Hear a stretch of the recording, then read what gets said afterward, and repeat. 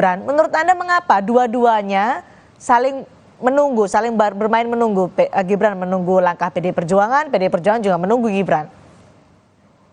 Ya, saya kira misalnya kita bahas dari sudut Gibran dulu ya. Bagaimanapun gitu, sulit bagi Gibran yang Ya, lahir dan besar bersama PDIP yang dicalonkan sebagai wali kota dan juga sebagai anak kandung Presiden Jokowi yang juga besar dengan PDIP secara berperiode-periode ya, dari era wali kota, gubernur, presiden 2 kali, sehingga saya kira juga itu menjadikan ya keberadaan PDIP, saya kira faktor penting ya ya, yang susah dilepaskan juga, karena publik juga tahu ya Cindy, soal bagaimana dukungan PDIP saya kira kepada para tokoh yang dari keluarga Pak Jokowi ini, baik Pak Jokowi maupun Gibran maupun menantunya. oke, Itu dari perspektif PDIP dan keluarga Gibran dan keluarga Pak Jokowi. Nah, yang kedua dari perspektif PDIP, kalau dikatakan begini, PDIP kan dalam posisi yang juga partai yang saat ini sedang ada mendukung dalam pemerintahan Pak Jokowi ya, ya, dan kan secara legal ketika mengajukan dalam Pilpres 2019 lalu gitu ya. Jadi saya kira PDIP ini juga punya tanggung jawab sebenarnya dan masih sayang kepada Pak Jokowi saya lihat ya dan keluarganya, sehingga tidak sampai hari ini tidak ada ketegasan. Tetapi juga tentu ada faksionalisasi di dalam PDIP, sehingga hmm, kita dengar tadi ya bahasa-bahasa sarkasmenya ya ya, yang disampaikan dari Pak Sekjen, Mas Basarah, soal dinasti politik misalnya nepotisme begitu. itu juga dibangun oleh PDI Perjuangan soal itu. Apa maksudnya? Nah, saya kira begini, dengan statement yang seperti itu, saya kira PDI Perjuangan itu menegaskan hitohnya sebagai partai populis, Hmm, ya. Dan ini bagus juga gitu dalam artian selama 2 periode kan PDI Perjuangan ini ada dalam pemerintahan yang kadangkala tentu saja di dalam pemerintahan itu ada kelemahan-kelemahan yang menjadikan masyarakat atau publik gitu mungkin juga ada yang beberapa yang kritis yang sebenarnya konstituen PDIP, hmm, sehingga PDIP kembali ke jalur populis, dan itu sudah beberapa kali saya lihat ya Bu Mega menyampaikan harus dekat dengan rakyat, harus hmm, kembali bersama rakyat, menyuarakan kepentingan rakyat dan lain-lain. Jadi dengan misalnya penegasan ya kritik pada dinasti ya, potensi abuse of power di situ gitu hmm, ya. Jadi karakter PDIP yang membawa semangat demokrasi gitu oke, dan juga populisme bersama rakyat gitu, ya, itu menurut saya kembali menguat ya. hmm, PDIP itu kira-kira dalam kondisi seperti ini itu kembali sebagai menegaskan dirinya sebagai oke, partai baik. wong cilik Nah, ya. Kalau tapi kalau dinasti kalau partai wong gede gitu ya, ya di Sindi ya. Bung Nyarwi, tapi Jadi kalau sampai mendiamkan Gibran karena statusnya saat ini masih menjadi kader PDI Perjuangan meskipun maju sebagai bacawa pres Prabowo Subianto, apakah ini artinya PDI Perjuangan main dua kaki? Bisakah dikatakan itu? ya, saya kira kita bisa lihat ya di PDIP itu belum ada tradisi pasca baik masa Orde Baru PDI Perjuangan ya, setelah masa Orde Baru maupun akhir ya masa kemudian pasca reformasi, kita belum lihat itu ada tradisi PDI Perjuangan itu dua kaki, bermain dua Hmm, kaki. Jadi saya sendiri ragu kalau misalnya ada asumsi bahwa PDI Perjuangan dalam Pilpres 2024 ini ya, itu main dua kaki, dalam arti by design, bahwa ada elit-elit yang punya kedekatan gitu ya dan istilahnya rasa kekeluargaan gitu, misalnya tadi Mbak Puan dengan Mas Kaisang misalnya, ya, sorry Mas Gibran gitu ya, dan keluarga Pak Jokowi, itu hal yang wajar ya karena kan relasi yang juga terjalin cukup lama. Tetapi sebagai organisasi saya kira gitu, PDIP ini juga di dalamnya ada dinamika hmm, penegasan dan tekanan dari para kader dan para pimpinan yang ada di sana, DPP dan ke bawah juga, ya. itu untuk mengembalikan fitrahnya sebagai partai yang menegakkan demokrasi. Baik, Ya, karena kan menentang. berbeda sikap ketika dengan Budiman Sujatmiko dengan dengan Gibran Rakabuming Raka. Budiman langsung dipecat ketika menunjukkan dukungannya kepada Prabowo Subianto. Gibran maju bacawa pres masih diam Betul, saja. betul. Ya, ini yang saya kira PDIP itu memperlakukan ya Gibran dan keluarga Pak Jokowi sebagai kader yang istimewa.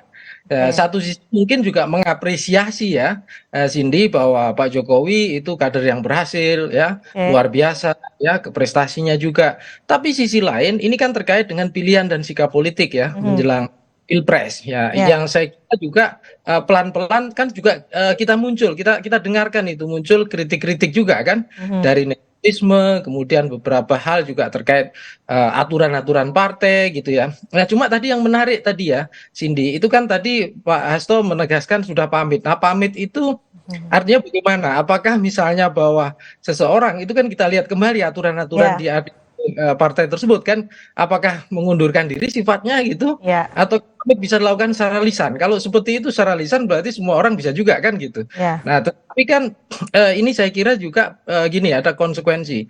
Setiap partai itu kan mau tidak mau ya, itu kan punya aturan organisasi ya. Baik. Nah, juga membangun tradisi kepartean yang baik bagi sebuah partai di Indonesia. Dan saya kira tentu saja ya, PDIP sudah selayaknya gitu ya menegaskan dirinya tidak hanya kembali sebagai partai populis, partai wong cilik Oke. gitu ya, tidak terjebak dalam sirkulasi kepentingan partai wong gede atau kaum dinasti dan elit. Nah, ini bagus juga saya kira gitu untuk katakanlah keberpihakan. Cuma keberpihakan itu juga harus diwujudkan secara nyata ya. Ya. Nantinya gitu tidak hanya pada konteks Pilpres tapi juga pada semua elemen misalnya dalam konteks pileg untuk para Baik. kadernya ketika mereka nanti menjabat atau sedang berkuasa di parlemen juga. Saya kira itu Cindy ya. Baik, Bung Nyarwi, jadi kalau ini PDI Perjuangan pasif, diam saja ketika Gibran masih menjadi kader tapi menjadi bacawa pihak lain, Gibran juga diam tidak mengembalikan KTA-nya. Siapa yang diuntungkan, siapa yang dirugikan dalam kondisi ini? Ya, saya kira kalau pendiaman dan kemudian ada muncul rasa kekecewaan, ya, ketidakadilan dalam perlakuan, itu juga bisa mengguncang ya soliditas dan solidaritas yang terjadi pada kader-kader PDIP. Dan Oke. kalau itu yang terjadi gitu ya, mesin politik yang kita kenal luar biasa militan, misalnya dari apa kaum banteng ini, Mhm. itu juga bisa apa namanya kekuatannya bisa menurun Oke. ya bahkan potensial untuk bisa drastis rontok gitu ya. Nah, ini saya kira juga memang tugas berat bagi para pimpinan ya di PDI Perjuangan untuk kembali mengkonsolidasikan dan Baik. juga menunjukkan demokrasi internal di partai itu juga berjalan. Selain bahwa apresiasi, rekognisi ya itu juga dilakukan. Jadi memang dalam organisasi kan biasanya ada reward and punishment kan, Hmm. Cindy. Dan itu hal yang wajar gitu loh. Nah, penegasan-penegasan saya kira itu juga penting dilakukan Oke. ya untuk katakanlah membangun kembali konsolidasi partai dan menegaskan posisinya partai Oke. PDIP ya dalam Pilpres saat ini terkait dengan munculnya blok koalisi yang mendukung Prabowo Apakah Gibran. apakah situasi ini juga akhirnya bisa dikelola oleh rival politik untuk dimainkan juga, menyerang gitu, Bung Nyarwi? Ya, semua potensi itu terbuka ya, Cindy ya.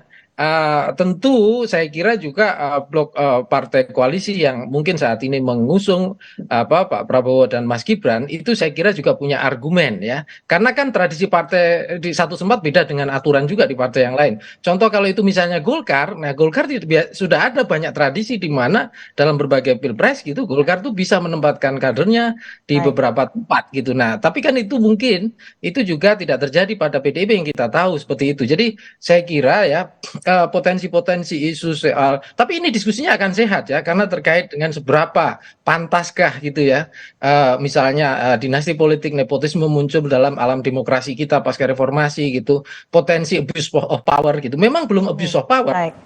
Tetapi Baik. potensi itu kan ada kemungkinan tadi disampaikan Pak Profesor Hamid Awaludin itu juga bisa muncul gitu loh Cindy. Nah, siapa yang bisa mengontrol itu gitu? Baik. Gelanggang permainan itu tidak equal ya, tidak setara gitu kira-kira Oke, begitu. semakin panas menjelang nanti Pilpres 2024, 4 bulan lagi. Terima Ya, kasih Bung Nyarwi sudah berbagi pandangan di Sapa Indonesia malam hari ini.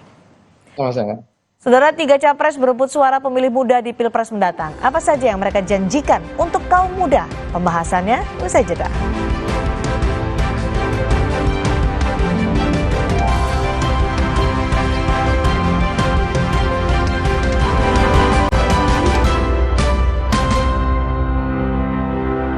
Zaman sekarang, tabunganmu jadi incaran yang pura-pura jadi kamu. Identitas